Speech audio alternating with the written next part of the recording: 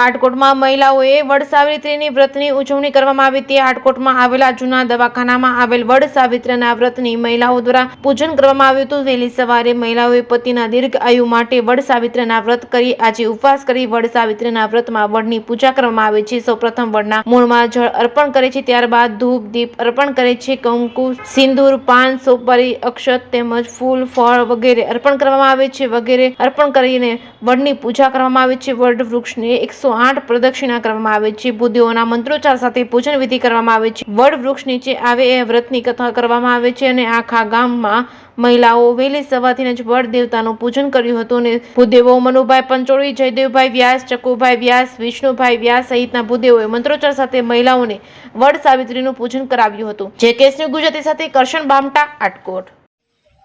જેઠ સુદ પૂનમ વડ સાવિત્રી વ્રતનો મહિમા બહેનોને સૌભાગ્ય, આયુષ્ય, આરોગ્ય, સંતતિની પ્રાપ્તિ માટે બહેનો વ્રત કરે છે। આ વ્રતના પ્રભાવથી સર્વે ઈચ્છિત કામના પરિપૂર્ણ થાય છે।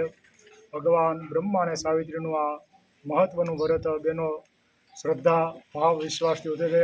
તેમજ બ્રાહ્મણો વેદોક્ત અને પુરાણોક્ત મંત્રો વડે એનું વ્યવસ્થિત પૂજન કરાવે છે। મહાદેવ આજે જેઠ સુદ પૂનમ શુક્રવાર વડ સાવિત્રી આટકોટ ગામની અંદર જૂના દવાખાનાની અંદર વડ પૂજન વર્ષોથી થાય છે। બહેનો પોતાના પતિના દીર્ઘાયુષ્ય માટે વ્રત કરે છે। આ વ્રત પૂર્ણિમા કહેવાય અને આ વડ સાવિત્રી પૂજન કરવાથી સર્વ મનોકામના બહેનોની પૂર્ણ થાય છે। આવી ઉત્તમ પૂનમ આ વડ સાવિત્રી પૂનમ કહેવામાં આવે છે।